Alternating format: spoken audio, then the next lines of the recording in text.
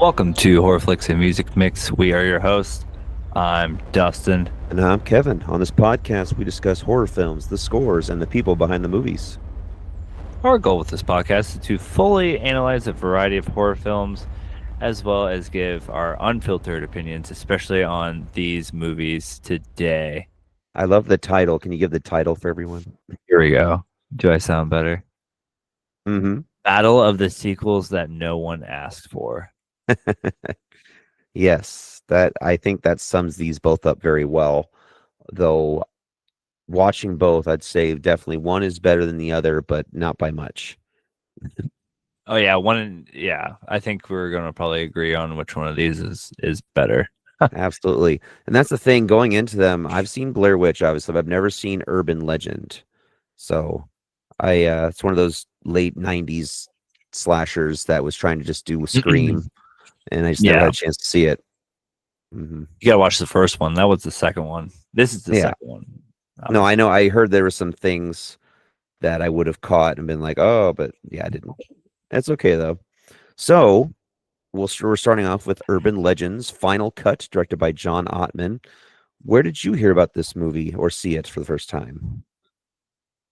I don't think I watched all of it back in the day, but I did hear about it. I remember when they came out, and I think my mom watched it. Maybe it was one of the movies that she rented. I didn't watch it. I don't know, but I didn't watch this one until like I think it was like 3 years ago. I even looked at Letterboxd. Yeah, 3 years ago was my first time that I remember watching this. So interesting. Yeah, no, I haven't seen the first one, nor have I seen this. So I was going into it blind. I just knew it was a slasher and early 2000s. So I'm like, it's probably not going to be good, but we'll give it a shot.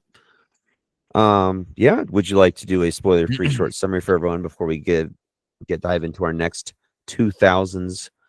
Oh man, the 2000s were some really rough times. Let me tell you. back at it. Spoiler-free short summary. Urban legends come true again in the second installment of Urban Legends, while film student Amy Mayfield tries to make a Hitchcock-inspired film about urban legends. Wow, I wonder how many urban legends are in the Urban Legends. I don't remember how many they go over. They go over a few. Yeah. Well, for trigger warnings, I guess there is one. There is a mention of suicide and showing of suicide and hanging and stuff, which could be triggering. Yeah, let's dig into it. So if you haven't seen this, don't see it. No, I'm kidding. If you haven't seen this, go check it out, but you'll see our thoughts at the end. Here we go. I just went into this blind. I didn't know what I was looking for. We get some thunder and lightning with a giant L, which is pretty funny because I bet that's the movie, like just a giant L for loser.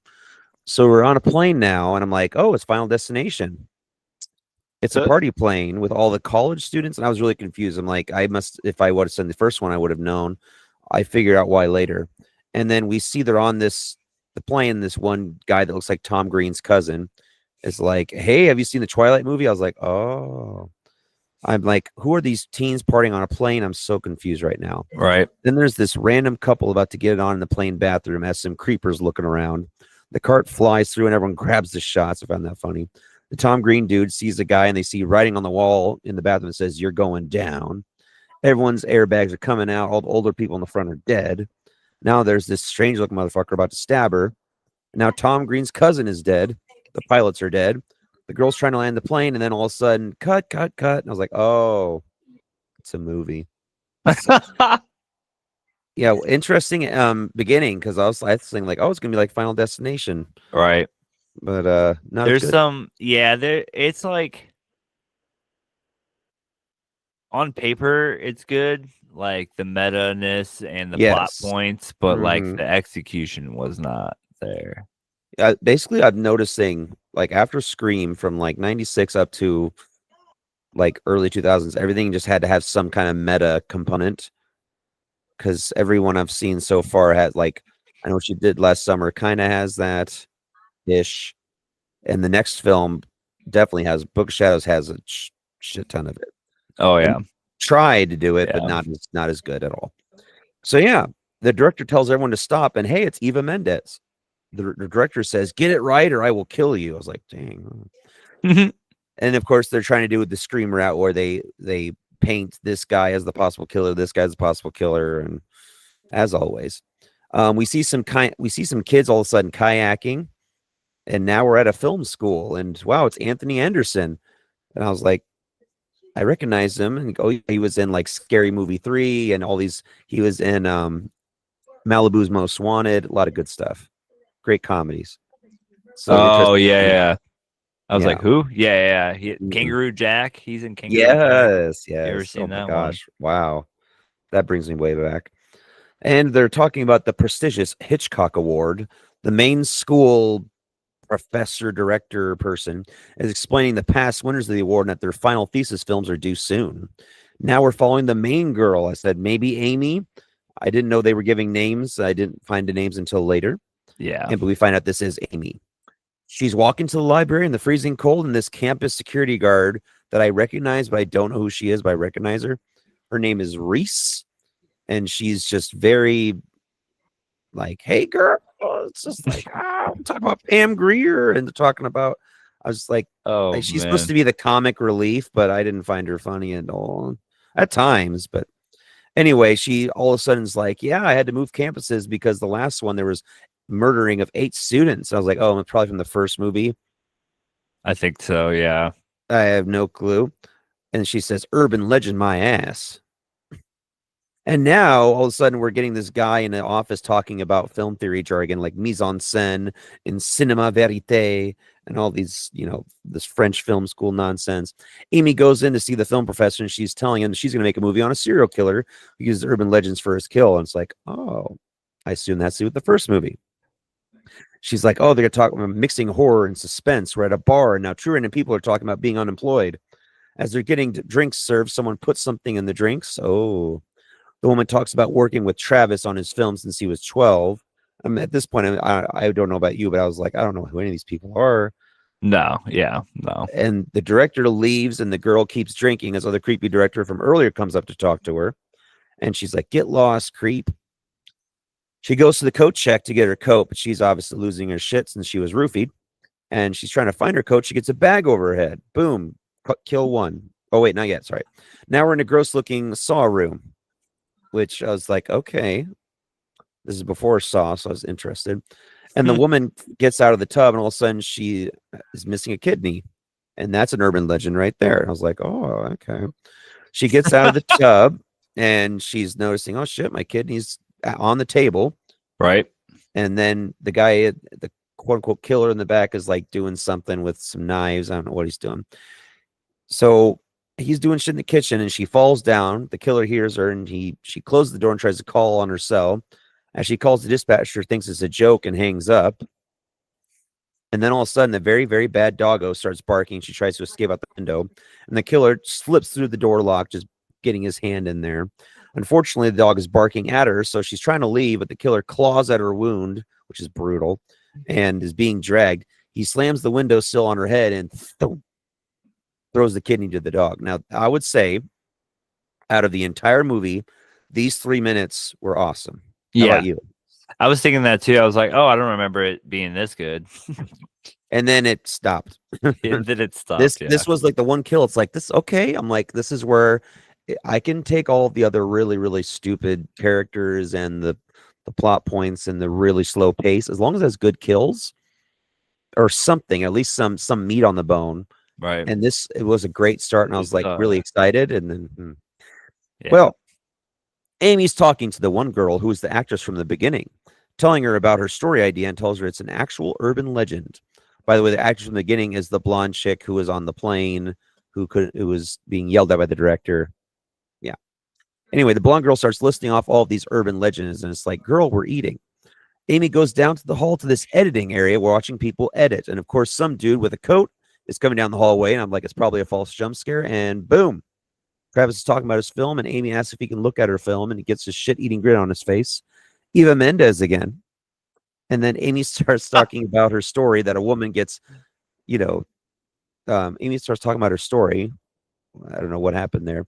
And then it's the two guys like false jump scare her. It's Anthony Anderson and his buddy. They're like prop guys. And they're like, yeah, we can just do it all digital. And he's like, digital sucks, man. Latex rules. Like, yeah.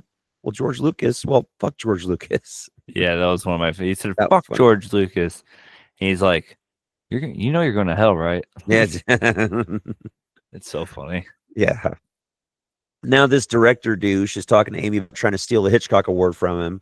And it's like, oh, it's obviously they want to make him like doing the usual, like, oh, he's going to be the killer because he's so angry about movies. Mm. And then all of a sudden she's going back to, I don't know how this campus works. They're like houses and a random bell tower. Yeah. Travis is on the porch. He's all bummed out with a cig and some whiskey. He got a C- on his film.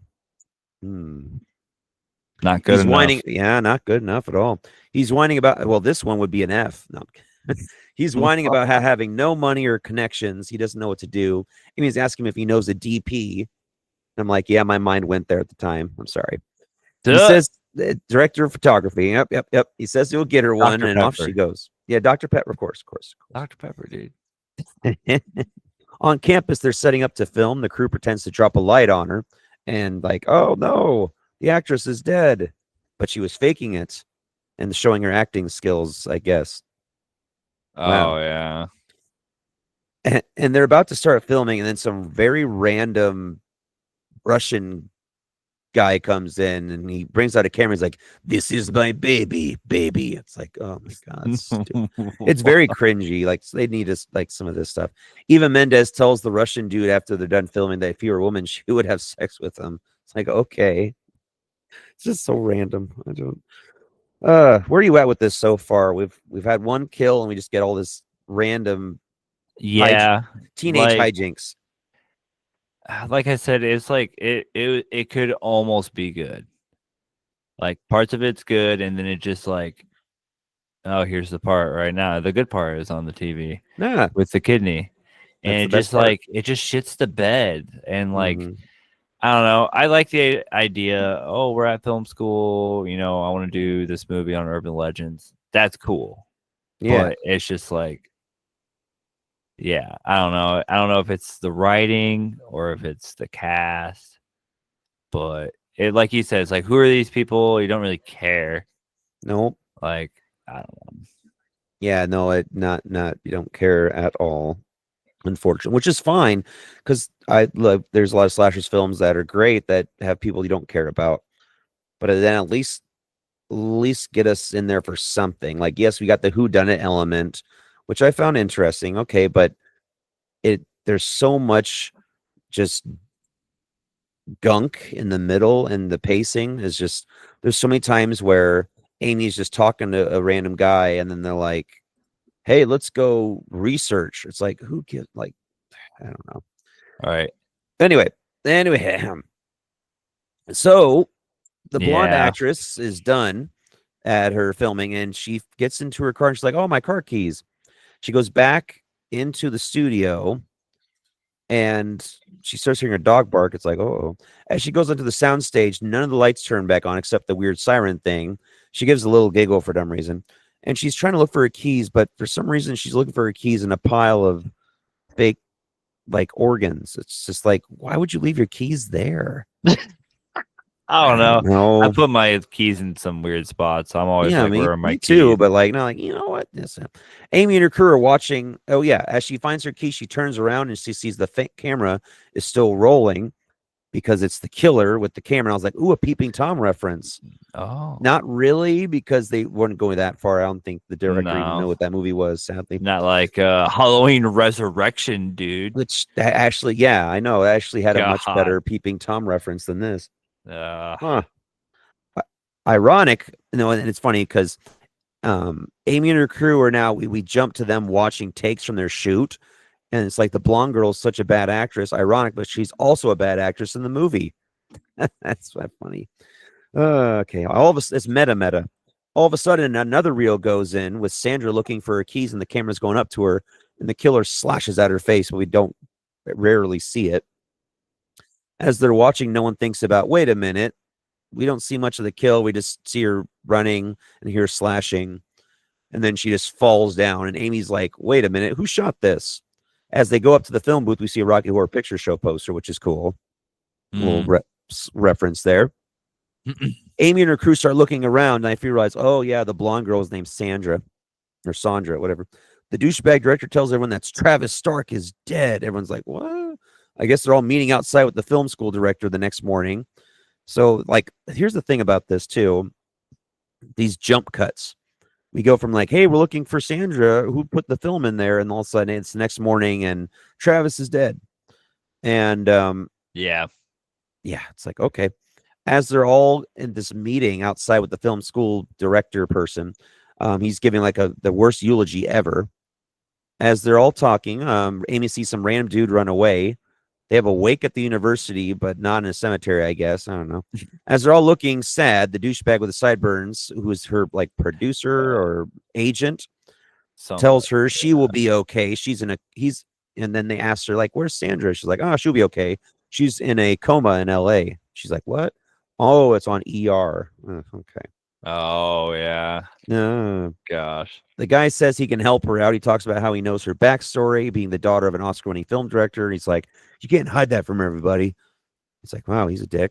Amy's walking up to the dorm or something. And then the campus, you notice this. They need some groundskeepers on this campus. Everything just looks really shitty.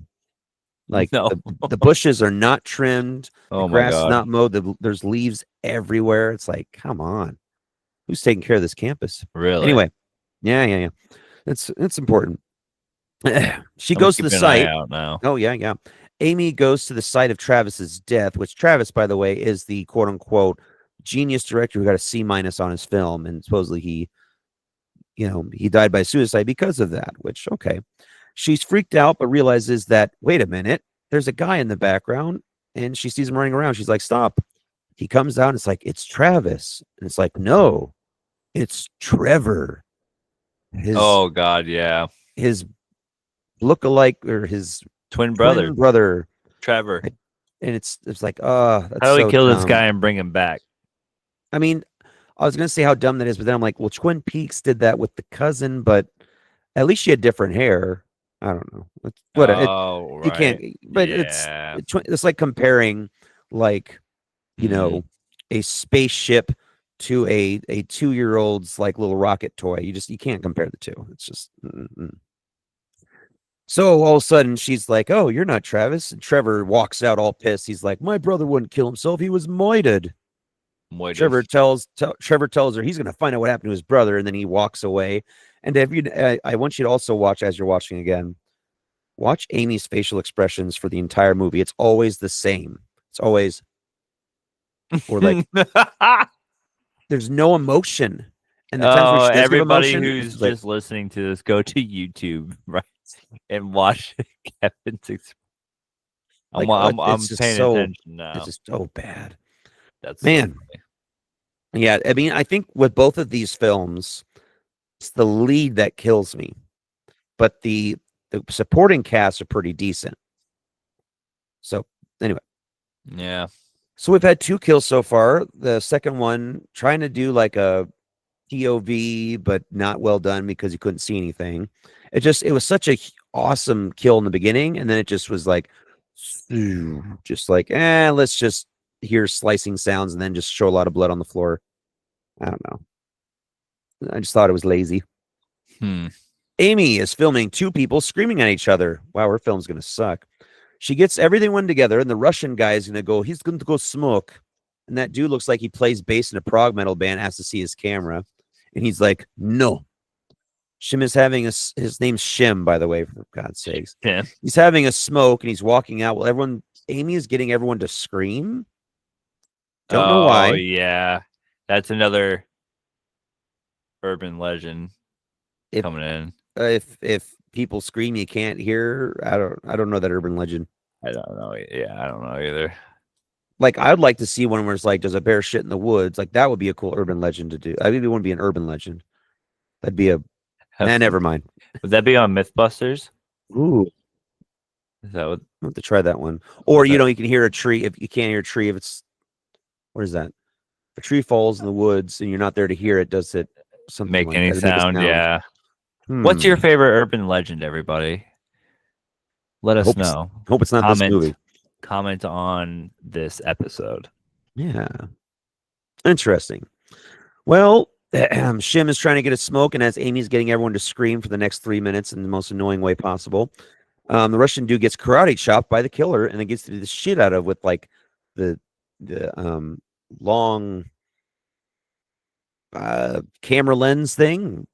Yeah, he just beats the hell out of him with it. Hmm. And as she finishes filming them screaming, she picks up on the microphone the Russian dude getting beaten to death. She just hears a toon toon, oh, and a shot of the lens falling to show his body, which I thought was really cool. Like he killed him with the camera lens, and then it fell, and it was half broken, and like showed his body in the bed. I was like, okay, I'll give you a 0.01 of a star there. And of course, Yeah. we get our silly security guard Reese doing some dancing, and she's Oh yeah, she's just not paying attention. just Just dancing away. like Tyra Banks, dude. Yeah. Oh my God. Similarities going on right now. Why is it that everyone who watches cameras needs to do something that's completely irrelevant to watching the cameras? Too busy dancing. Anyway, yeah, I mean, it must have been a good. It sounded like a good song to me. Oh yeah, it was. I think it was a coffee theme song or something. The movie. Anyway, it's black exploitation from the 70s. Quentin Tarantino like had Pam Grier and oh, see if Derek was here would know this. That movie, Jackie Brown. You know, I haven't seen that. It's good. I mean, it's all. I mean, all of them I've are seen good. every Quentin Tarantino movie besides that one, I think. It's my least favorite of all of them, but I do have like it. I own it. No surprise, but it's just that list of movies of movies that I own and I need to watch. I was just telling my wife this earlier. I'm like, I have too many movies and not enough time. I mean, that's the thing. Like, you'll have them forever, though. It's ever like, you know what? I'm going to watch this, and boom, there you go. Yeah, true. All right, yeah. Anyway, yeah, so he's dead. The Russian dude's dead. And as she's getting ready to leave, she hears the door creak. Amy calls out if anyone's there, and someone turns on the light. She turns up the studio lights. No one's there. Ooh. Backing up, someone in a mask is behind her with a creepy mask. Well, I don't know why I said that twice redundant. She asks if it's Stan. It's like a creepy moon guy. She locks the door, and as he breaks the glass, and oh, it's the actual killer. And we finally see what he wears. He wears like a fencing mask. Oh yeah. Like, okay, that's neat. I like that. I like that look. It's neat. It's neat. She breaks out the lights, and he tries to find her, and she gets out. The killer's in the studio and starts blaring notes on the piano as she's hiding, like, which is a call to, freaking, what am I thinking of? Psycho, a little bit. A little bit. Sounds better than Nickelback, at least. She throws something and is able to escape out into the woods. We get some shaky cam as she runs and he walks in like the usual, like he's going to take his time and she'll somehow trip. And of course, what does she do? She falls into the water and drops the VHS tape of the security footage of him killing the guy. Yeah. It's like, what are you doing? Oh, yeah. I remember I was just like, what are you doing? Right. Because she went to Reese, who was dancing around, and said, hey, I want to see the camera footage from the other night. I think I saw someone get moited. Right. And yeah, she saw it, but now she doesn't have the tape for it. And of course, he looks around, tries to find her, grabs the VHS tape, and then he just runs away. And now she's in an underground tunnel. I'm like, where the hell are we? This is a weird campus and a weird school. Well, here's the thing about this, though. The guy that directed this is mostly known for his scores and like, his composing. So the music throughout this is really good. I like the orchestration is really well done. And it's unfortunate that such great orchestration is such for such a shitty film. It's like, man. Yeah, when I was looking that up, I was like, what? That explains a lot. Explains a lot. Yes, I was like, this is the only movie. Okay. She runs into the security guard again, and she's like, what are you doing down here? It's like, well, what is there this underground tunnel? Like it's Day of the Dead or something. And she's telling her that, hey, I saw Simon killed on the videotape, but I don't have it. And then nothing ever happens again for a bit. So here's the thing about this. Also, I don't like there's a kill, and then Amy's like, oh, I saw it. And then just things are fine. Things are normal. It's going to happen again here in a little bit. That just really threw me off. So the next day, Amy calls Trevor I guess we missed how she got his number, or even that he was staying at a certain hotel. And I'm just like, Amy and Trevor Travis are hanging out talking about how they believe Travis was killed. And it is a very boring conversation because Yeah. none of them look like they care. And this happens throughout now for the next hour, where we get these side conversations with Trevor Travis and Amy. And dude, I'm just every time I'm like, it's just awful. Yeah, it's really not good. Like I was half watching it, like while like making the doc and all that stuff, and I was just like, it's just not good. I was just even I don't know, even when you're like just have it on, you're just kind of watching it. Maybe it's all right, but when you are watching it, and like you said, you're just like Jesus. Like it's just well, it's one thing if it's paced well, like okay, they can have shitty dialogue, but then let's get some more kills or something. yeah. There's a good fourth of the film is these two talking, and it's stuff like this. I won't let anything happen to you. It's like, dude, you met her last night. Like, well, yeah, that's movie. What is that called? Like movie time. You know how they're all like, movie oh, time. we met like, you know what I mean, like how time. Oh, I see what you mean. I can't think of the term, but it's like these people they met like 5 minutes ago, but they've been in love, and there's a whole montage, and it's been 4 years, and you know what I mean. Yeah. Well, it's just like they tried to throw in, and I bet it was the studio. They wanted to throw in this love angle, and it's like you didn't need this. No, And it's just so weird because it's like it's the twin nobody brother. cares. No, yeah, right. Nobody. That's end of the day. Anyway, It's just now like, she's next day she's going yeah, for a run, I guess, because there was her friends are starting to disappear. One's supposedly murdered, but it's good to get some cardio in. you got to get And it we get out. this really shitty montage while she's running of people she thinks she knows, and they keep putting their faces on the fencing mask. It just looks so corny. It's so corny. And then she's like running, and then she starts out of breath because she's like, I think I know who the killer is or something, but obviously she doesn't. Yeah, I don't know. But she don't know shit. Back to work, I guess. Amy's talking about her next scene in the film, and they go to a tunnel attraction. So see, like, even though she saw her director of photography get killed, you're gonna keep filming. Supposedly she's going to have this Travis guy help catch the killer somehow because she's like, I'm just going to continue on with my movie. Trevor? It's just, or Trevor. Who gives a shit? Trevor Travis. Is it Trevor now? Trevor, which Travis's brother. Could they have named him any other different names? Trevor Travis, like seriously. No, it's yeah. Oh, we're twins, Trevor and Travis. Their parents like, must why? have hated them. Yeah, why would you do that? Yeah. Well, yeah, they're going to do this. They're going to film the next scene in a tunnel attraction. And it's weird. It says that they only have an hour to set up or something. And then they're set, but yet again, movie time, like you said, because it seems like they're there for the rest of the night. But anyway, I don't know how they got permits to this place, if she got permission or they just glided right in. So they're just Amy's talking about like, this. we have an hour. We got to get this done. Yeah. Eva Mendes is there again. And then the two goofballs are Stan and Derek. They're the special effects guys. They're setting up for the shoot. They're in this old mine shaft. Yeah, of course, they're hilarious. I like them. Best part of the movie. Oh, yeah, agreed. They're setting up like all the gore effects and all the cool dead like around the miners. Miners meaning mining in a mining company, not that. And yeah, they're starting to do that. Well, I have to make it clear. Yeah. And then all of a sudden it's the douchey producer guy again. He's like talking down to her. It's like, yeah, you know, why are we fucking doing this? I can make you a star. It's like, okay, we get it. They're trying to do the meta, like producers are the worst. Yeah. We see Trevor in the woods. Because it looked, I swore from when I first saw it, I swore it was the guy who played Dexter. I was really confused. And then I was like, oh, it's Travis. Well, there's that Rocky Horror Picture Show. Oh, yeah, there it is. Well, Amy's like, you know what? Okay, everyone, leave. And then I'm like, oh, they're trying to lure out the killer. They should have made that more clear. So how do they get into the ride? We don't know. It's a cool set piece, I guess. As she's going through, of course, the killer is there. He's hidden himself as a mining employee.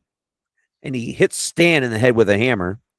He takes an electrical wire and then electrocutes him through through like the pole, which okay, that's pretty neat. That's pretty cool. But then, as Derek tries to come up, the killer beats on his hand with a hammer, and he throws him into an electrical box. It's like I just feel like you have to have two very separate kills. You have one electrocution and then a second one right afterwards. Like I don't know. I Yeah. think Slasher 101, the kills should be different for each one, or at least look different. I mean, using the same thing twice is kind of like, I don't know. I'm getting in the weeds here. Anyway, That's all right. yeah, it's fine. Amy tries to call out to the guys, "Where are you guys at?" And no one's there. The ride stops and no one's answering. Gee, I wonder who the killer is. And I said 30 more minutes of this. It's like, just was dragging so much. Amy sees dead Derek and sees the killer above. And now the killer starts going down the ladder and she's hiding behind the other side of the ladder so he can't see her. It's much more of a visual thing, guys. Just trust me. She's hiding, okay? And it's on a little archway, and boom, chase scene number 2. She escapes again, but it's Reese this time. Like, okay, she shows up every time. She's trying to be like Dewey, but not as funny or not as useful. Oh yeah. It's literally just a Dewey That's funny clone. or useful. That's funny. We now see police officers going into the ride and taking the bodies out, and Amy's now yelling at Travis Trevor. He looks so shocked. Get it because they shock. All right. So as you can see by this point in the movie, I'm just starting to lose my mind. Where are you at by the time they're done with the mine scene? Yeah. Checked out. It's pretty much checked out because it's like don't really remember. You're just like, nah, at this point, and then all of a sudden it's the end, and you're like, and the twist. We'll get to it. We'll get to it when we get there. I want to. Yeah, the twist was very. I mean, you're like, huh? We'll get to it. Yeah, I was like, if they had a better reasoning for it, I would have been like, okay, but it's so stupid. Anyway, now, I guess we spend another 20 minutes with these two talking. Amy says, "Why would they kill Derek and Stan? They aren't even a part of the Hitchcock Award." Then he's like, "Oh, you need to rest, babe." And now they're cuddling. He's like, "I'll be with you for now, and then I promise I won't leave you." It's like, okay, just get on with it. And of course, what do we get on with? The unsexiest sex scene I've ever seen in my life. I was like, no. I got up and got like a large glass of water, and then by the time I came back, it was over. But it was just not sexy in the slightest. You see man butt, and that's it. No, thank you. Especially, man, dang. Anyway, Travis Trevor has a knife, and oh, it was a dream. Yeah, he was about to stab her in the back. Yeah, that part you're like, wait a minute. Oh shit. That's a yeah. I mean, that would have been way too. It's like, oh, that's a nice surprise, but I can't. Yeah. Anyway, Amy wakes up and she sees the bell tower light up, and then we get some very Danny Elfman music. I thought I was like, wait, did Danny Elfman like do anything? And I looked and take over. It was just very like it sounded like Danny Elfman, like when you think like it's that like Beetlejuice-esque music. Yeah. And I was like, man, they went really hard for the score. Just too bad the movie sucks. And now all of a sudden we go into the light tower and we see Vanessa, Eva Mendes. Now we finally get her name. And she says, "Hey, I got your note." Do we ever know what the note's about? No. No. Is there a reason why she's there and she's there and we don't know? No. She got the note. Everybody in this campus sees the bell light tower and no one else is like, let's go and see. Just Amy. It's just so bizarre. There's like no one else on this campus. Anyway. Yeah. Now all of a sudden a fake body drops down and Reese's computer is showing. Wait a minute. 2 students were killed off campus and we don't have cops surrounding the entire school or patrolling or nothing. Isn't that like in Scream? Like as soon as the kills started happening, like, okay, we're going to shut down the school. And they had a party off campus. But instead for this college, like, we had 2 students killed, but we're just going to keep things running. I don't know. Yeah. Weird stuff. They needed to think that funny. through. I didn't even think about that. Mm-hmm. And we're not done yet. Goddamn. Now Vanessa and Amy are running, and they're running. It's chase scene number 3 because there's the killer. Oh no. Oh damn. Simon's all curled up because he's dead in the closet. And now Amy is now I'm in the hiding in the closet. closet. And the blonde chick from the beginning, now this is cool. She's got a big open wound in her neck and a rat's coming out of it. I'm like, now that's badass. So there's like these teeny parts where you get like a 0.2 of a star. Where, yeah, where it's like it could be really cool. Mm-hmm. Then all of a sudden she's trying to break out of the door because the killer took Vanessa, aka Eva Mendes, and she was locked in. Amy's trying to get out. She breaks down the door, and all of a sudden she's Vanessa hanging from the bell. And after the traumatic experience, instead of saying or doing or crying or anything, she just runs away, runs into Travis Trevor, and he's like, "Oh, I'm so sorry you had this experience. Let's go to the library and look at old files." Well, yeah. And that's when it broke. This is when the film broke me.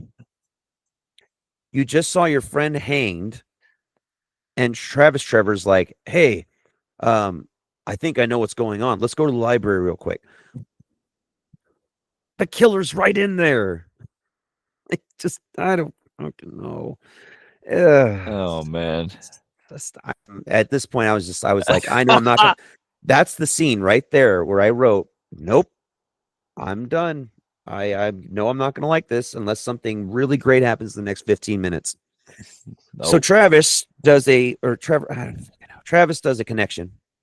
No, sorry, Trevor does a connection that his brother's film, Travis, and it's like, wait a minute, everyone that worked on Travis's film, they're the ones who are being targeted. He's like, wait a minute, there's a splice in the film, so it's actually not his film. So he did not get a C-, he got an A+. Somebody changed the film on Travis's credit. And yeah. The way she says it is like the most like big reveal. Everyone's like, oh. As the shitty director is driving around, Amy has him stop the car and points a gun at him. So of course now there's going to be a big reveal that will fall flat because of course it's not really him. All of a sudden Professor Solomon comes in, and we don't know who that is because he didn't give his name until now. That's the professor of the college. He comes in and he's like, "Hey, what's going on here?" And they're like, "Oh, the gun's just a prop." And they're like, they tell the professor that, "Hey, this is the guy that stole Travis's film, and he probably killed him too." Well, then all of a sudden, they're all realizing the shitty director's talking about that, and then whoa, this came out of nowhere, which I appreciated. The professor just pulls out a real gun and shoots the bad director, just boom, through the wall. Like that must be a powerful through the wall. That must be a powerful like, handgun. no fucking way. You just bam. Then I mean, if it was a Magnum or something, but yeah, it's like damn. Yeah. So the professor's the killer. Interesting. And I said, Professor was a killer. What's the motivation? I guess we won't get one yet. Why did he kill Travis? We don't know. And then he says, and he's like, he says, "Fuck teaching." And I died because obviously I thought of you. I thought of you. I mean, teaching has its downfalls, but damn, I would not kill people over it. It's like, fuck. I was like, oh, Kevin's gonna love this. Fuck teaching. Yeah, I gave it 0.03 stars for that part there. And now we get the backstory. So now he's holding the other director hostage, and we find out. Okay, and this is where it was just so goddamn stupid. So Amy's father voted down the professor's movie, and so he didn't get the award. And then he saw that Travis made a brilliant film, so he wanted to take his film for his zone. Yeah. And he was waiting to become this professor at the college, and he waited for 20 years praying that Mayfield's daughter would apply to the school so he can get revenge on her. I don't know about all. Yeah. But all I know is that he wanted to use the film as his own. Yeah, but like the rest of it, I was like, huh? I imagine he gets paid pretty well as a director at a film college. Teaching can't be that bad. Oh God. Yeah, see, it's her face. Watch her face. Oh. Oh, it's the weird screaming part. Yeah. Yeah, it's the weird screaming part. He's like, oh, help. Yeah. If everybody's screaming, you can't yell help. Oh, that's the urban legend. Okay.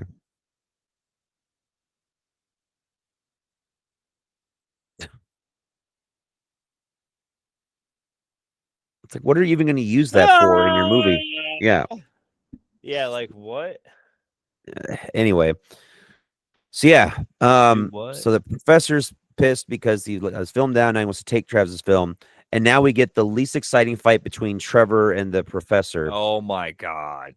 Yeah. And like it's just so bad. And then all of a sudden Reese comes in, the security guard, and she's like, freeze. They're like, oh, they're trying to kill me. And even though he's the one Right? carrying a shovel, it's like Reese, and then Reese, oh yeah, then Reese is like, yeah, I've got you. And then the professor's like, well, yeah, I mean, did you see her running out of the bell tower? And she's like, wait, I told nobody that. And I guess that gave it away. Oh, Yep. this is so Yep. dumb. So Reese gets punched, and then she's like, motherfucker, and then hits him even hard. I found that funny. That was good. And then all of a sudden they drop an entire like cage of prop guns, and they're trying to find the real gun. Okay, cool. And then we get all these really awful one-liners, and it's like, take your best shot. Out of focus. Those who can't teach, those who can't do, teach. Those who And I'm can't like, teach. Yeah. yeah, those who can't do, teach. I'm like, fuck you, Amy. Oh man. I got visibly upset when she said that. I'm like, fuck you, teaching's hard. He lunges at her and she shoots him in the chest. I didn't win an award, Six so let me. times. I just this is why I went to town. God damn, this is so bad, bad, bad, bad. Nope, hated it. Nope. I didn't win an award, so let me kill everybody working on another film.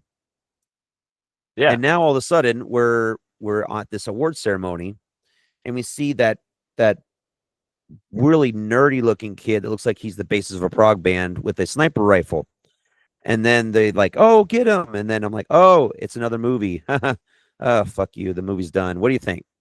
Oh, wait, nope. Sorry. There's a surprise scene which I didn't understand I love how it's on the next page. because I was like, wait, it's still not over. The professor's now in a mental hospital, and now some chick I recognize kinda because she's in other movies looks at the camera as she wheels him through. Now, Dustin, who the hell is that, and why should I care? She's from the first one. And why is she important in any way? Oh, is it give it away if you tell me? Yeah. Oh, if you guys know, She don't tell survives me. the first one, Okay. obviously, because she's still alive. Ah, yes, yes, yes. So, I wonder if I know Jared Leto was in the first one for God's sake. So Oh yeah, he was. Oh my gosh. anyway, goddamn. So scenes that stick out for you. Fuck George Lucas. That part stuck out because That I was thought it was funny. I would say, I guess, the head chopping with the window for sure. Oh yeah, that That was the whole best part. first kill, and then the rest of it is just like what? Just so cookie cutter. Ah, yeah. And performances from actors that stick out. Nope. Yeah, and I said the same thing. Like the scenes stick out the first kill, No. and that's where the special effects, like it just like the meta fake special effects from Dirk and Stan and Derek were Yeah. silly, but like just that's it. I don't know. There's not much here. Okay, and your overall feeling? Like I said earlier, like it's all right, I guess. It's not good, but it's like also like I said, like on paper, it's good. It should be. It It should should be. be good. This movie should be good, but it's not. That's And not it's at all. just kind of ridiculous. Mm-hmm.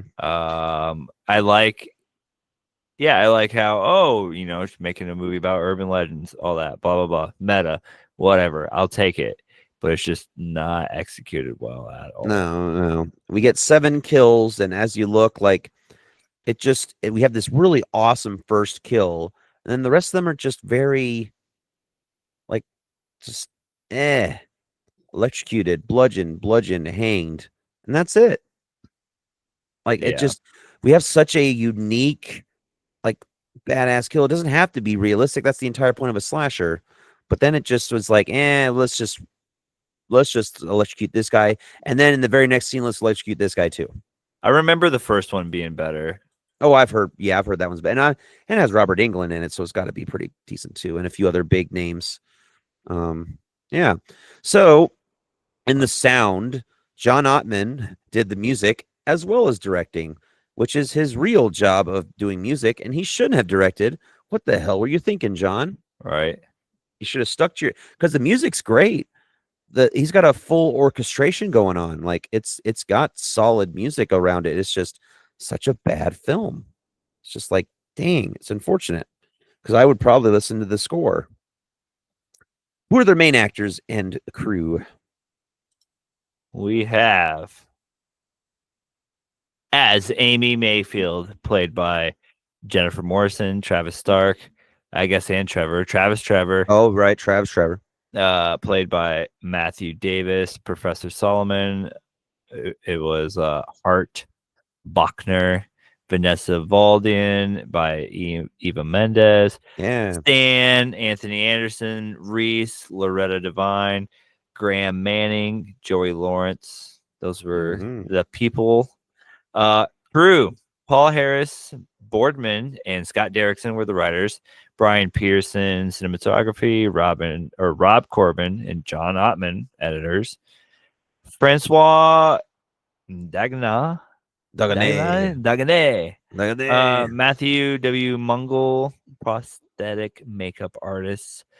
Lars Anderson and Daniel Gibson and Martin Malvior for the special effects. And last but not least, Mark Savela and Mario Antoinette, visual effects. I love that it's that close to Mary Antoinette, but it's Mario Antoinette. Sorry, history geeks like that. Oh, okay. So we got, "Ooh." yeah. So we got some John Ottman here, and as you said, he is not a director. Obviously, Yeah, I was like, he's dude, what? he's a composer. Best known for working with Bryan Singer on films like Public Access, Usual Suspects, Superman Returns, Valkyrie. That's a great movie. X-Men film series like X2. His best work is on Bohemian Rhapsody, which he won the Academy Award for Best Film Editing. This guy, won an Academy Award This guy. for editing, and 18 years before he did this. Oh, dude. So here's the thing: he certainly learned his lesson, but good God, man. I mean, good for him. I'm glad he found this was awful, never did it again. Oh boy. Oh, one of it. Look at this. This is interesting. He was in the USC. One of his first assignments was to provide original music for the computer game I Have No Mouth and I Must Scream. Ooh, that sounds interesting. I have to check that out. But yeah, obviously, like a lot of the music that he did was in a lot of the X-Men movies and Valkyrie, and yeah, that's cool. The Bohemian Rhapsody and the editing. So mostly composer and an editor with over 60 films. This is the only film to his credit, and thank goodness he never directed again. Right. Mm-hmm. He was like, yeah, that ain't it. Oh boy, when's the film released and the budget box off? I can't wait for that. Release September 22nd, 2000 in the USA. Mm-hmm. The budget of 14 million and a box office of 38.5 million. Yeah, Rotten Tomato score 12% from the critics yeah. and 20% from the audience. And I was just looking, the first one is 30 and 38, so it is better. Oh, I mean, yeah, a 12 and 20 is pretty damn low. Yeah. Urban Legends Final Cut. Yeah, a little trivia. Oh, here we go. The campus at Alpine University did not have a bell tower, so they built one, and then the interiors were done on a separate stage with a paper mache bell. Okay. Yeah, fun little fact. Movie magic. Yeah. Interesting. That's where they spend most of the millions. Gosh. How to watch this movie if you actually want to watch this movie? It is free with ads on the Roku channel, or you could rent/buy on Amazon, YouTube, Apple TV, or physical media if you ever find it out in the wild.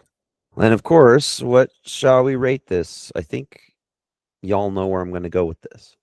I would honestly say kill it too. On like, it's just not. I don't know. I think I gave it too high of a score on Letterbox. I gave it like Mm. 2 stars. Ooh, that's well. I mean, that's still pretty low though. Yeah. I gave it a one. No, a half or a one. Either way, I say that we take this film, um, we we bring it to a bar, we get it really really drunk so it doesn't know anything. Then we bring it back into our bathroom. We take its kidney out, and as we're preparing some cutlery for some reason, it's going to try to escape out the window, and then you boom, smash the windowsill on its head, kill it, never watch it. Oh, how about this? YouTube that one scene, and then you've seen the movie. Right. Yeah. That scene. Yeah. That's the only scene worth seeing. It was that I if they made that into a short film. That would have been like great. And that's it. Yeah. Pretty Not much. good. I hated Yeah. it. It's not. It's like I love crappy slashers, but that was one that wasn't even. It just nope. I can't do it. I can never do that again. Mm-mm. I fucking hated it. Now this one though, I did not hate as much. Wait. Yeah. Wait. Oh. You know what's funny Buster is Rewind. this is a Blockbuster copy, and my Blair Witch copy is a Hollywood video copy.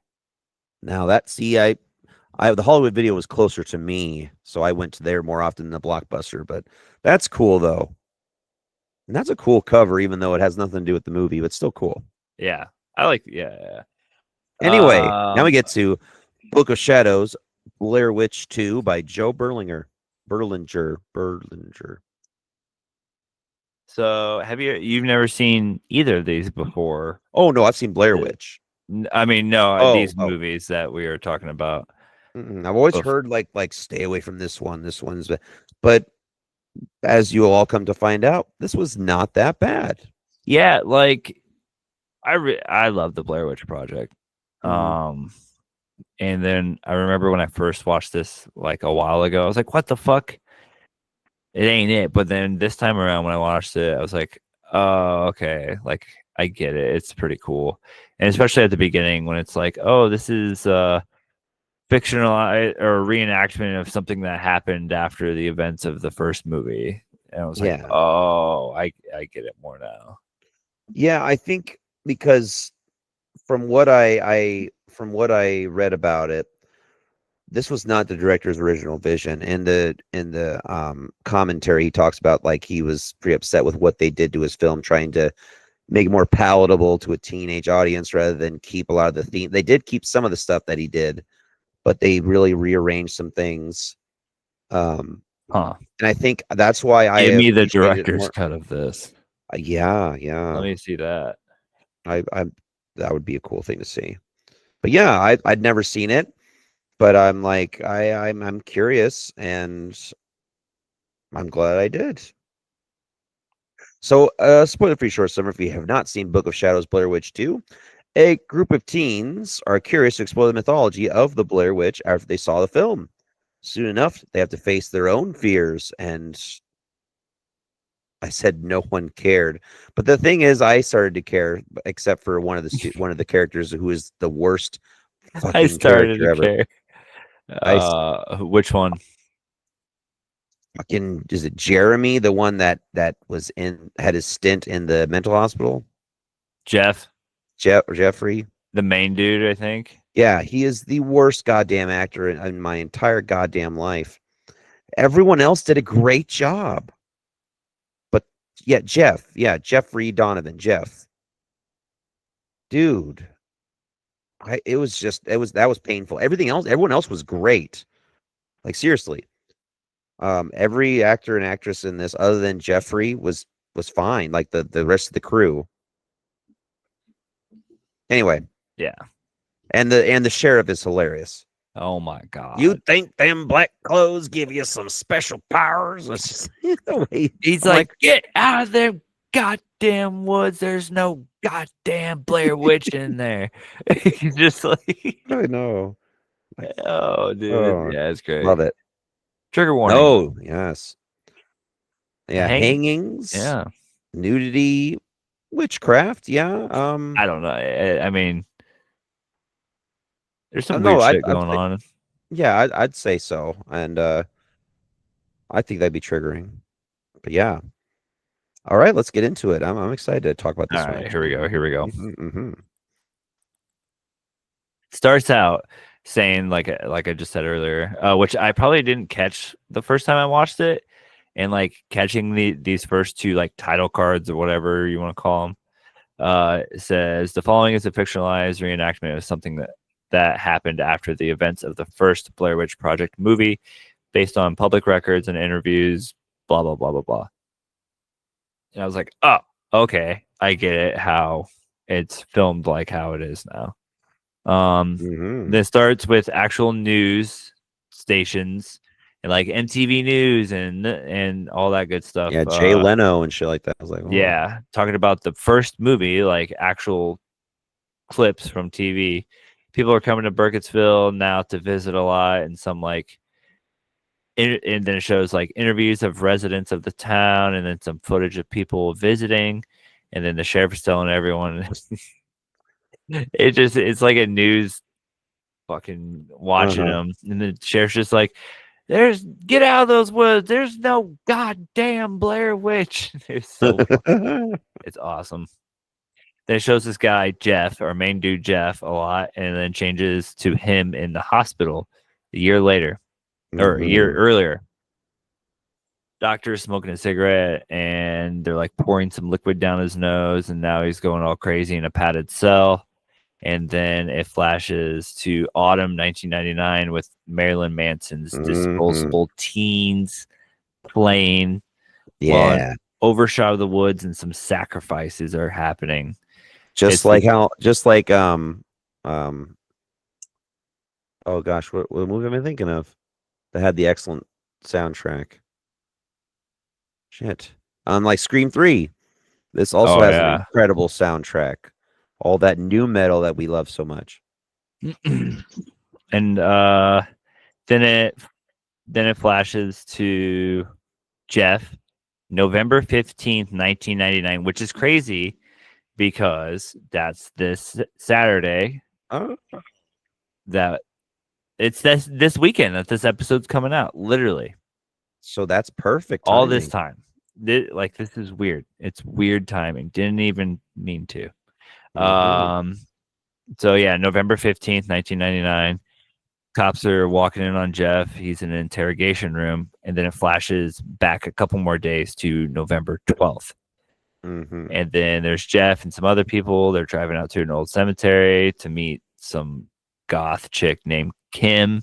She's the coolest.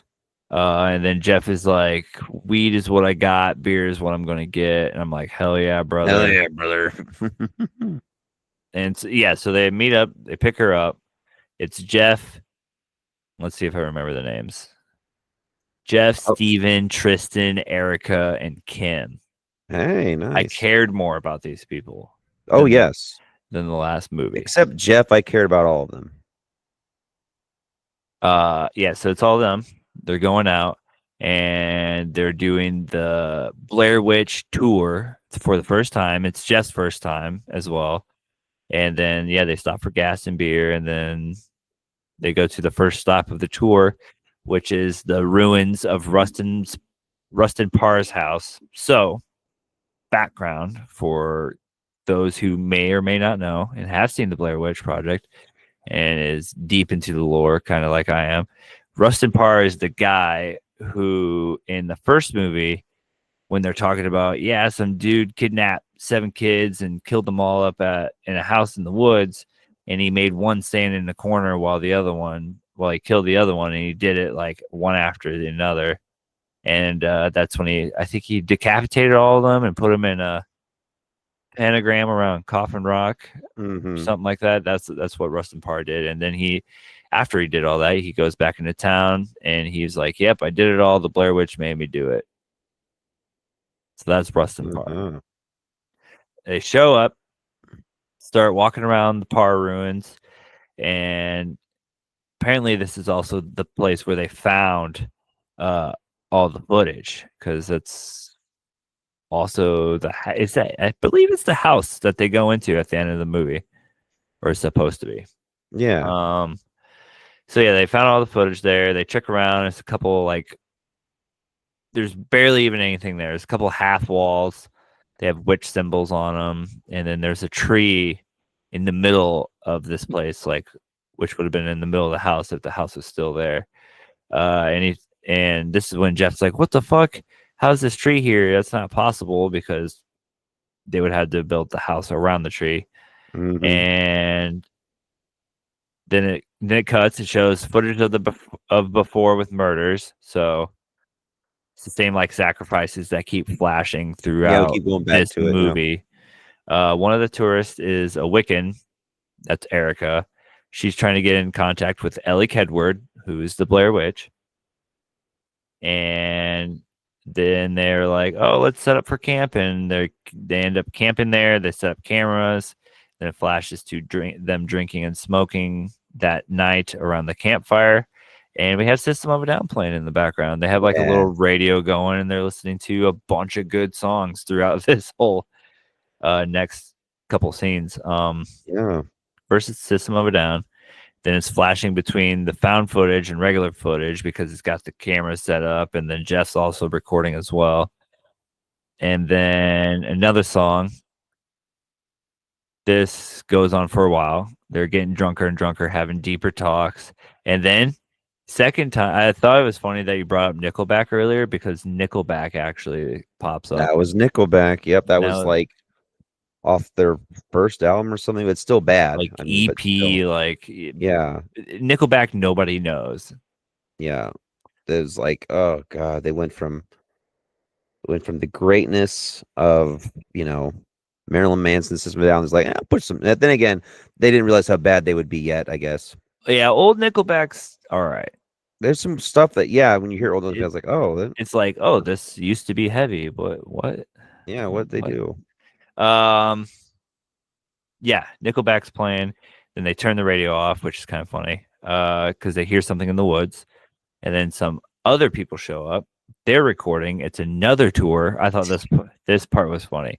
Yeah. He's like, "Tour, what are you? The Blair Witch Walk. Who are you?" And he said, "The Blair Witch Hunt." And then that's when he's like, "Fuck, you should have Yeah. looked this up." Blah blah blah, and he's yelling at his partner, and then it turns into an argument. And then the first group, they're like, "Yeah, we're gonna stay here, but we did see some shit at Coffin Rock because they're arguing because both groups want to." It's like, okay, if you show up second, you see the first group is already camping. How are you gonna be like, "Oh, we're staying here"? You know what I mean? Yeah. It's like Hmm. they're already set up. Right. So, one of the dudes, Steven, he's like, "Oh, well, we saw some shit back at Coffin Rock," and then kind of everybody plays along with him. They're like, "Oh yeah, Coffin Rock. Yeah, fuck that place. You know, it was pretty Hmm. spooky." And then that's when the tourists from the second group are like, "Oh, yeah, let's go to Coffin Rock. Let's go there." And so they fuck off, and then yeah, they turn the radio back on. Nickelback's playing again, back to partying, and then Queens of the Stone Age plays. See, so they get some really good stuff in there. And while Queens of the Stone Age is playing, it's a montage of them getting fucked up all night, just drinking and smoking. And then the goth chick Kim has a vision of murders, and then it's the next morning. Hmm. So what do you think about all this Yeah. so I far? mean, it's other than Jeffrey, I'm interested in like the like because obviously this is very different than the first film. It's not Oh technically yeah, found footage, but they're still trying to add elements of that. They're still trying to break that boundary of like this is a reenactment of what possibly have happened, but really happened. So it's like a meta and meta on meta, like, and I just think it's unique because it's especially as we get later into the film. I I found like, man, if this was just done a little bit differently on some parts and they didn't mess with the director's vision, this would have been excellent. I really truly think so. Yeah. I'm not afraid to admit. I mean, I did like this movie. Just the biggest thing is fucking Jeffrey and his goddamn back and forth side story. They have to tell us that, oh yeah, don't forget he's kind of crazy. Like he could have just done that once and we would have been He's fine. kind of crazy. Like they keep going back to him in the fucking padded cell, then he's spitting out of his mouth. It's like, or foaming from the mouth. It's like, we get it. He's supposed to be a Oh little my crazy. So that's the one big thing that brought it down for me. But the characters, the rest of them, Kim, fucking awesome. Erica, cool. I like the couple because they're definitely in not the best relationship, you can tell. But like, I don't. Yeah, those are people I'll root for. Sorry, you. I gotta add this in. You were like, this guy's kind of crazy, and it just reminded me of this fucking video on the. I'm gonna share this. Oh, I go through my day pretty normal. Like, I'm a normal guy. I'm a swell guy. I'm a nice enough guy. I'm a cool kind of guy. I'm a pretty groovy guy. Right here. But then I get a little sugar in me and I start to go cuckoo. Doesn't have to be much. This time around it was two of Fiber One brownies. Only 90 calories each, but they do the job. Do you know what I'm saying? They get me going. They get me riled up. A little cuckoo, a little wacky. Start getting me a little kooky. A little, loopy. Ooh. Hey, somebody put this kid in a padded cell. Get him a straitjacket. He's going It's a little Jeff. yeah, it's Jeffrey. wacky. A little kooky. Little kooky. That video's funny as hell. You're like, oh, this guy's crazy. This I'm guy's just like, crazy. It's kooky. oh, a little cookie. Oh, that's perfect. Sorry, everybody. That they had video to get the context. That video lives rent free in my head. Mm-hmm. I love it. I love his Christopher Walken, like, but it's now a little kooky, like, yeah. Oh my goodness. I want to see the director's cut. Yeah. Here, like I said, I like this way more this time around. Yeah. Oh, I mean, I liked it the first time around, so there we go. Okay, so they got fucked up. They wake up the next morning. There's just a shit ton of shredded paper everywhere. It's flying around. They wake up. Camera's all broken. And the paper's like Steven and Tristan's like research. Yeah. And then Kim goes, at least the tapes are still here. And they're like, what the fuck? Can you see them? Where are they at? And she's like, I don't know. And then they look under the rocks. It's in the same spot that the original tapes were found. And yeah. All that stuff. And then some weird shit happens. And then it flashes forward to the present with Jeff back in the interrogation cell. And then we find out that Tristan ends up having a miscarriage. Oh, that should have been one of our trigger like, warnings. Yeah. Yeah. Because I was like, oh, shit, that would be awful. But yep. She's bleeding everywhere. We find out she gets a miscarriage. That is definitely a trigger warning for sure. Mm-hmm. Cops are trying to pin something on Jeff, it seems like. And then I like how everything kind of unravels because right now it's just Jeff. We'll find out more. Mm-hmm. Kim and the other chick. Erica? So, yeah, it's Kim and Erica. She has weird flashbacks and visions while she's in the hospital. And then it cuts Tristan. Yeah, okay, yeah, Kim and Tristan. Yep. Then it cuts to the rest of them in the van, and then they're continuing the trip. I was like, yeah, what? That's another thing too. It's like kind of like in urban legends where it's like all these murders have happened, but let's just keep campus open. But now it's like, yeah, we booked this tour and this horrible thing happened. We should go home. Nah, we're gonna go to this guy's weird, like, bridge over a river house / factory. Yeah, that is bizarre. That'd be a really cool place. I don't know if I would stay there actually.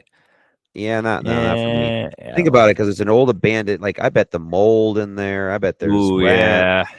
yeah, There's probably some things that are not haunted. being taken care of. Yeah. Yeah, Water damage all over. It's just not good. Not good. probably. Hmm. So yeah, they continue the trip, and they're all like, "We're gonna go to Jeff's house," but it's like they're even like house, and he's like, "Oh yeah, old factory." We're like, "What? Like, how did you move in here?" You know what I mean? Like, I don't know. Yeah. Well, he says like, yeah, they were gonna just demolish it, and I'm like, I'll buy it, and I bought it for $1. And I thought it was a RoboCop reference. I'd buy that for $1. No. Did Okay. he really say that? And Yeah. I Yeah. missed all that. Oh yeah. Fuck. You got a good deal. I'd live there then for $1 you could live here. All right. Yeah. I I wouldn't guess. live it for long. I just yeah. Like, all right. Man, he really decked the place out when he got in there. Like goodness, he's got and all of that over a tiny creaky bridge. I mean, that's a lot of moving. Yeah. And there's only one entrance. That's so they have a fucking moat. Anyway, sorry. Yeah, they Okay, so yeah. They're going back to the factory place. It's huge. Yeah, you got to cross a bridge to get in, like you said, like a moat, pretty much. And then it flashes back to the interrogation. And then yeah, Tristan's one who had the miscarriage. Kim is the goth who has visions. Erica is the Wiccan. Jeff is the tour guide, and then we have, of course, Steven is just the other guy who is with Tristan. Mm-hmm. They're going through Jeff's place. They're like, "How do you have all this shit?" And he's like, "Oh, the Blair Witch Hunt store website." That's all the stuff that he has everywhere. Yeah. He just sells all this stuff. It's like the twig figures, the stick figures, and all that. Rocks. I mean, It's people, so funny. people buy them. Yeah. Oh, rocks from yeah. He's recording all of this on camera. So yeah, everyone's kind of like tired and over it, and they're like, "All right, it's bedtime." Mhm. So Tristan and Steven, they go get in the bed together. Everyone else is solo, and then I was like, "Did Tristan just mention that she tore up the papers or something?" I don't know. I didn't catch it. I was like, "Huh?" Mm. Erica is now looking at the footage because they're trying to figure out what had happened to all of them while they blacked out and fell asleep at the campsite. And that's kind of like the rest of the movie, pretty much. They're like, what the fuck happened? Pretty much. Yeah. It's like The Hangover, but Wiccan edition. That's I pretty mean, good. That's pretty yeah. good. That's Yeah, yeah. exactly what this is. They're trying to Mhm. figure out what, yep. Interesting. So they're watching the footage. The huge tree is not in the footage. It's just a little twig. It looks like the arm from The Return. Does. It does. And they're all like, what the fuck? Here's yep, Queens of Stone Age playing. And then it shows Coffin Rock flashes across the screen. So then it cuts back to Tristan and Steven. There's a dog barking alarm going off, bad dreams, etc. Some random stuff. Then back to Jeff and Erica watching the footage. And then the time code on the footage jumps from 1:32 a.m. to 3:57, then back to 1:32. And like they slow it down. They see a naked woman thing, and they're like, "What? Mm. Oh, I need to blow this image up so I could read whatever in some I could computer get in terms, higher definition. higher Like, def, and I can "Ooh." blow it up, and we could see what's going on." Okay, cool. Mhm. So Steven is now sitting at a table with everyone. He leaves Tristan, and he's like, "Yeah, me and Tristan are gonna leave in the morning." And then all of a sudden, it's him and Erica, and they just start making out. And it Yeah. gets hot and heavy. And I said, "Wait, oh shit!" She slices his chest open, and then he wakes up. So it's just like a dream, Yeah. daydream going on. Oh, I thought that was pretty cool. That's some Yeah, like Freddy Krueger shit. Oh yeah, no, when we get into spots in this film where and that's where I really thought this shined. I mean, it would have been cool if this was done in the woods rather than in this weird factory mansion thingy, to be honest with you. That's another gripe of mine. It's like Blair Witch, we picture ourselves in the woods. If they would have done this all in the woods, it would have been just as cool. But like what is real and what is not, I always like that kind of stuff in horror. So I feel like this was more of a psychological horror in that aspect. Yeah. Which was neat. So yeah, it was just a daydream. Jeff then figures out who the naked chick is, and it's actually Erica. Oh, And they're all like, "What the fuck?" So she's all freaking out because they're like, "Hey, this is you. What the fuck?" And she's like, "Yeah, right." Basically, that ain't, doesn't believe it. And then she's freaking out. Shows Kim some scars on her body. Everybody's got these scars of rune alphabet. An ancient pagan alphabet. It means you've been touched by a witch. So everybody's been touched by a witch. And then, Kim's like, fuck this, goes to the gas station, gets some beer. And the kids on the porch are like, hey, Morticia, hey, Elvira, I got something you can suck the blood out of. Yeah. And she don't give a shit. She's just like, she's like, oh, yeah, pull it out. She's just, and he's like, oh, fuck. Then, of course, the cashier doesn't want to sell anything to her. Then it turns into the whole thing. And then, flashes back to Erica. She's freaking out. And then Kim. Yeah, she saw herself and she's like doing like a Wiccan prayer, like back and forth. And trying to. She's trying to believe like that wasn't me. That couldn't have happened. That's impossible. Yeah. Kim ends up arguing with the cashier. And threatens her, throws money in her face, takes the beer, gets in the car, starts jamming some POD. Oh, yeah. And then wrecks the van, of course, because she sees some ghost kids. And then finally gets back to the place, and Jeff's like, hey, make some coffee. And then he like turns around and she has a vision of him in the electric chair.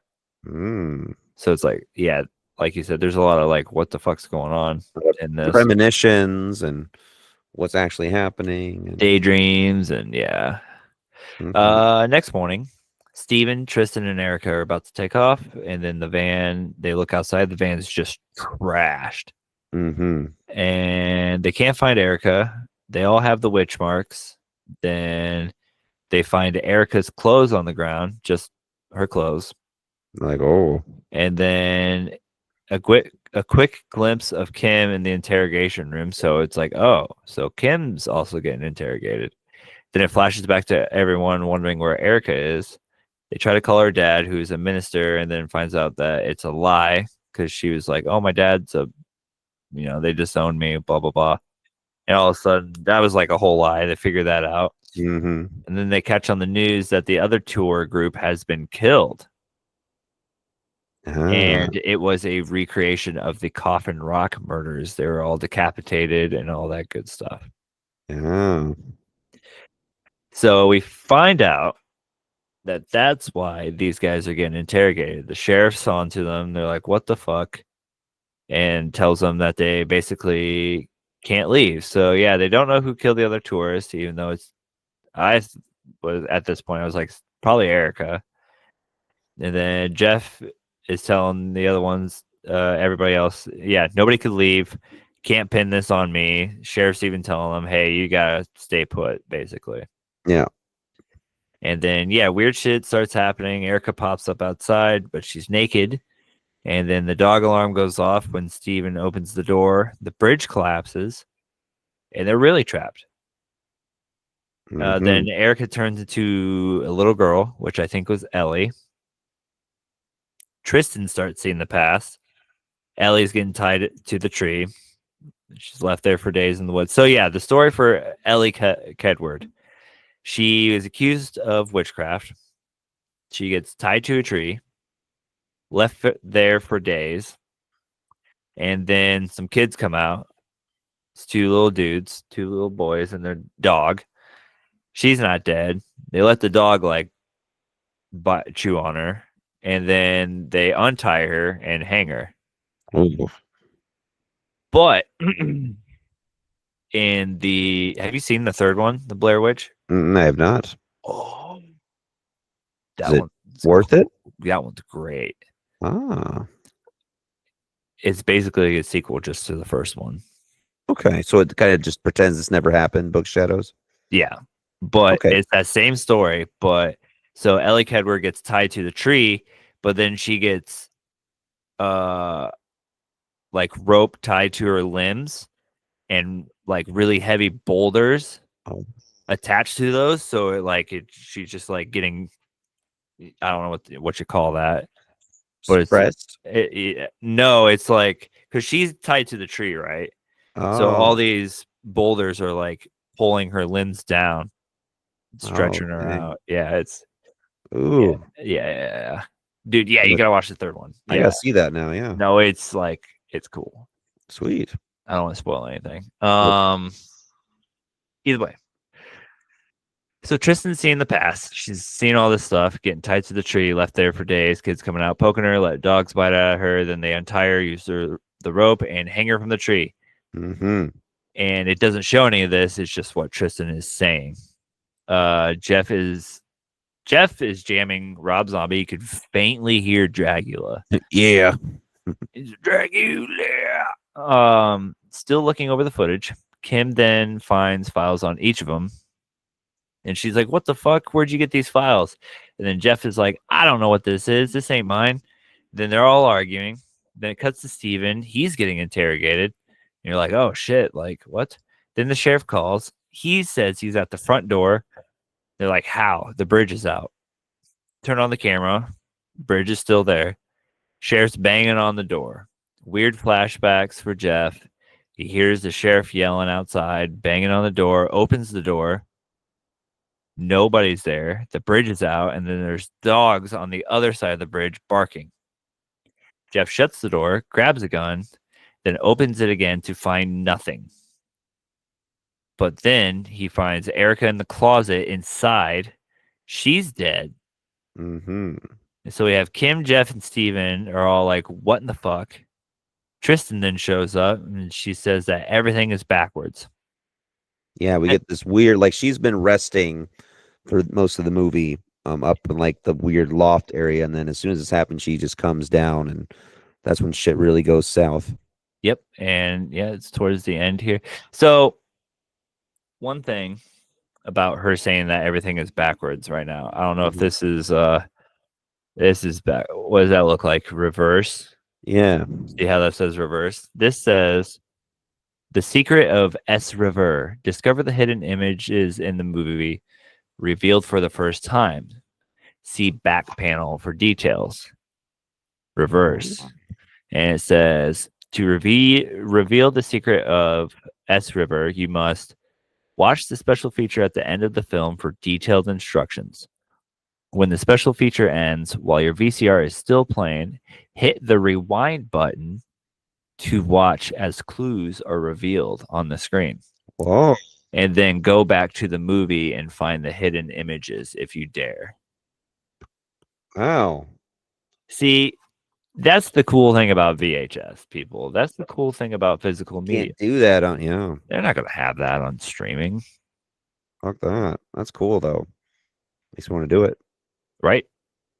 So Yeah. I just thought it was cool that she was like, oh, everything's in reverse. I'm like, okay, interesting. They try to figure all this stuff out. He tries to play the footage backwards, and they're like, what about the keystrokes? And then he does it. Then all of a sudden, boom, it like unlocks the hidden footage that everybody was trying to figure out. And then it shows everybody stripping, they're partying, they're getting fucked up all night, they're tearing up all the papers, and it looks like they're under like Erica's spell. And then they're also smashing the equipment and everything. And then I was like, oh, Tristan. Yeah. And that's the big reveal. Question mark? So they're trying to get her. So they're like, what the fuck? They're trying to get Tristan to admit that it was her on camera. And then she tells them that they're all going to die. She then wraps a rope around her own neck. Steven's like, what the fuck? And then they're arguing. And all of a sudden I said, oh shit, he pushed her off. So they're like arguing, climbing up on this like walkway. She's got the rope around her neck. He pushes her off. She gets hanged and You get dies. that crack in the neck. It's like, ooh. Yep. And then all of a sudden it's like real fast. Shows the other tourist group getting killed. Shows that it was actually the entire group killing the other tourist group. So it was Kim, Steven, Erica, Jeff, all of them. Oh, yeah. Then it turns into a news report saying that the last 3 have been arrested for doing ritualistic murders and being obsessed with the Blair Witch Project movie. Then it finally Another catches meta. up. Yeah. And then it finally catches up to the interrogation. So Kim actually killed Peggy, that cashier. Yeah. Steven actually killed Tristan. They show like the footage and it's completely different than what we just saw. And then all of them killed the entire other tourist group. Shows footage and everything. Jeff killed Erica and he's butt naked, which is funny. Puts her in a closet. Steven's chasing Tristan. It's all different than how they remembered. And then it shows him like, oh, fuck you, and pushes her and like purposely kills her. And then he starts yelling. He's like, what the fuck? Somebody messed with the tape. And then the song came on. I was like, I just heard this song in something else. And I thought it was Hollow Man, but it says that it's in Alan Wake. And I started playing. I love that game so much. I started playing Alan Wake earlier this year, and it's totally in that. I was like, okay. That's cool. So song starts playing. He's Steven's screaming, no. No. And yeah, that's the end of the movie. Yeah. I mean, for scenes that stick out, I truly think the little episodes of all the characters except Jeff had just these little cool snippets of like what they were actually doing when we start revealing like where their mind's at. I just really liked that. I really liked the slow reveal of that. And especially like the final, like, reveal of Tristan supposedly has something to do with it. And then playing it back and noticing that it doesn't. It's just it's a Right? very, very cool mindfuck psychological, like what is real and what's not. I You're like like, that. wait, who did it? It was all of them, but like who did it? Was Yeah, it Tristan that like fucked with all of them? something like that. I don't know. Yeah. But yeah, how about scenes that stick out for you? I mean, for me, it's just that whole last like half hour, just what's real, what's not, this is happening and this is happening, and kept me on my toes. Yeah, pretty much. Like, I thought it was pretty cool. I didn't like. It's funny because I didn't notice like that this takes place mostly in a factory instead of the woods, like you said. Yeah. Maybe because it has its own thing going on. It's like, oh, and I don't know. It flashes back to the woods a lot, but it doesn't take place there. I just like all the flashbacks and how it's cut and edited, and it's like a slow reveal. It's a good watch every like few years. So you're like, oh yeah, instead of this one I wouldn't watch like all the time, but like every so often to keep it fresh, you're like, oh, okay, yeah. Mm-hmm. There you go. Well, how about performances from actors that stick out? I mean, they were, I wouldn't say anything like stuck out. They're good. It definitely wasn't Urban Legends final cut. No. That's true. That's true. No, I thought other than Jeffrey, they did fine. I mean, the characters were. Oh, Jeffrey.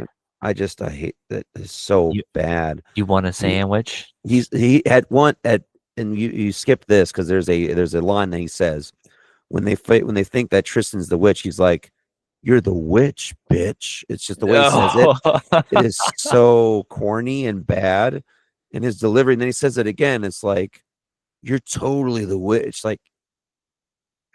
like Jeffrey, shut the fuck up. Yeah. Anyway, but I really liked Kim. She's just a badass, awesome, and Steven too. Like, just I don't know, his reactions like were real. Like I'm freaked out. as you should be watching this. I don't Right. know.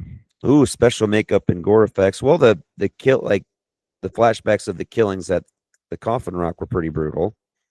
It doesn't really. It like Doesn't kind of show a lot. Yeah, it doesn't really show a lot. Like pretty much almost at all. I guess there's the chest slice open. Oh yeah, yeah. Like that's pretty cool. But it's got to be. I don't know if it's practical or digital. No, it's practical. It's all right. got to be. Mm-hmm. Now it's practical. Yeah. So overall feeling about it then. I like this movie. Yeah. I used to not, and now I do. I'm kind of like about it. Pretty good. I just there's like 3 things I would cut out and it would be better, but it's pretty decent. I enjoyed it. I enjoyed it much more than Urban Legends. Yeah, Mhm. and maybe it's because we like put the two together. It's like, yeah, this movie's good. You know what I mean? Yeah. Rather than just watching it on its own. And I'm curious about a director's cut. Like, come on, Absolutely. I want to see that. I want to see what it was supposed to be. Yeah. Uh-huh. Kill count 15. A lot of them are owls. Yeah, right. There's a few owls. I mean, it counts. Cougar. Owls. Yeah, I looked it up. Oh, I've been looking these up, so this one counted the owls as well, Yeah. which is kind of funny. Oh man, look at that soundtrack. So we've got some good stuff on here. We've got The Reckoning by Godhead, Lie Down by POD, Goodbye Lament by Tony Iommi and Dave Grohl. Dang. Right? I was like, what? Dragula by Rob Zombie, Mind by System of a Down, Suicide is Painless by Marilyn Manson. Which is funny because that's on the soundtrack, but they played Disposable Teens, and which I was like, what? Huh. Old Enough, Nickelback, Arc Arsenal's at the drive-in. Wait a minute. Yeah, I told Addie that because she's obsessed with Cedric and Mars Omar. Yeah. They were in this. I must have missed that. I didn't hear it pop up in the movie, but it is on the soundtrack. This might be up there with Scream 3 soundtracks. That's amazing. And Queens of the Stone Age. And then there's some other ones. Yeah. I mean, that right there, though, you got some I was like, solid what? stuff. Right? Yeah. Carter Burwell did the score, and it was there. Nothing too fancy, a lot of just ambient noise. Yeah. But I mean, obviously the soundtrack was the cool part there. So we've got our actors and crew, and I like that they kept their first name, so it's easy for me to get. Tristan Schuyler plays Tristan. Stephen Barker Turner plays Stephen. Erica Learson plays Erica. Kim Director as Kim. Kurt Loder as himself. Chuck Scarborough as himself. Jeffrey Donovan as Jeff. Boo. All right. I love this name. Dick Beebe and Joe Berlinger were writers. Nancy Schreiber, cinematography. Sarah Flack as editor. John Caglione Jr. and Gina Bateman as special makeup artists and key makeup artists. Stephen Kirshop as special effects coordinator. And Ballsmeyer and Everett, like they had a whole team, visual effects and digital artists. So Mr. Joe Berlinger here. Dick Beebe, I know. He was known for documentaries, one of them being Paradise Lost and Some Kind of Monster. Dude, I watched the hell out of that movie all the time. I did too. Like when I looked that up, I was like, wait, what? This guy did Some Kind of Monster. People that don't know Some Kind of Monster, it is the Metallica documentary that came out real early 2003. It's so cool because I loved that movie and Metallica's awesome. So, well, of course, it was around when Saint Anger came out. Saint Anger. Like, goddamn. Okay. Yeah. Oh, and so he was mostly known for documentary films. Yeah. And so this was a little out of his wheelhouse, but he also like had a vision for it. And unfortunately, that's where the studio was like, actually, no, we want to well, I'll say in the trivia here is coming up. It came out October 27th of 2000 in the US, a $15 million budget with a 47 million gross worldwide. Wow. 14% critics, 18% audience. Man, I really don't think it should be that harshly put down. Yeah. Yeah. Like, I kind of get it, but like, it's not that bad. Yeah. It's really not. I don't think so either, yeah. Other than Jeffrey. Berlinger's version of the film was cut to ribbons. Like they just went to town on it. And he talks to this day about how much he hates that they did that.